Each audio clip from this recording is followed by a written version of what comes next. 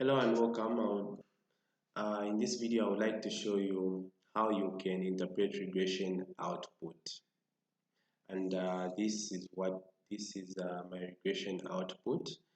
Now, on regression output, we're mainly interested in the values for the R squared and also for the significance, the p-value for the f-test, and also these individual p-values of the estimates.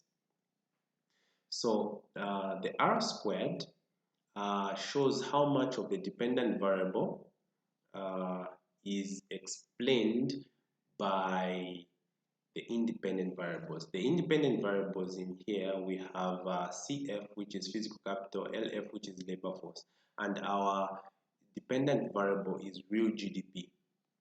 So here we are, the R squared here is telling us that 26% of our real GDP is explained by physical capital and labor force. And then now we go to the p-value for this for the f-test. The p-value for the f-test just shows the statistical significance of the model that we are running. Is it statistically significant? It is significant if the p-value for the f-test is below the levels of significance, either 0.05, 0.1, or 0.01. Now in this case, we can see that the model that we are running is statistically significant at the level 0.05, because we see here is 0.03, which is below 0.05. So it is significant at the level 0.05, although not significant at the level 0.1 and 0.01, but significant at the level 0.05. If it wasn't significant at any of those levels, then our model would actually be worthless. We wouldn't even use it. But it is significant. Now we look at the individual p-values of the estimates.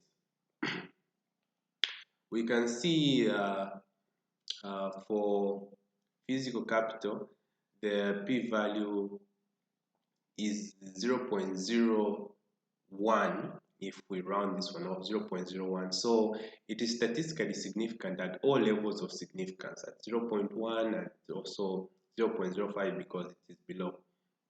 So this is actually a good estimate, and we have enough evidence to prove it.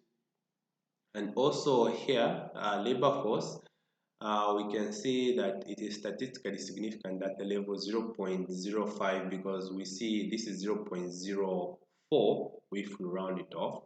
So it is significant at the level 0.05, though not significant at the level 0.1, and though not significant at the level 0.01 itself. So these estimates are significant. So now we can go ahead and estimate now our model. So the estimate is as follows. An increase in physical capital will on average lead to a 45.001 increase in real GDP ceteris paribus.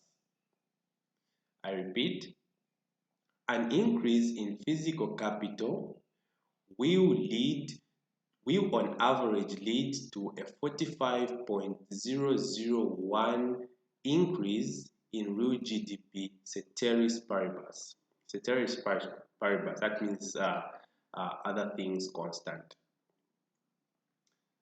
Now we go to labor. We say an increase in labor force will on average lead to a 1.45 increase in real GDP ceteris paribus. Again, an increase in labor force will lead to a 1.45 on average increase in real GDP ceteris paribus. So those are the estimates. We should always remember that when we are estimating, these are average estimates, and we should always say ceteris paribus. Ceteris paribus means that other things are constant. While assuming other things are constant, then an increase will lead to a decrease in that year. Yeah. So we should always remember that these are average estimates, and we control for other variables. That's why we say ceteris paribus. Thank you very much for watching. I hope this video was helpful. If it was, please subscribe and look out for more videos.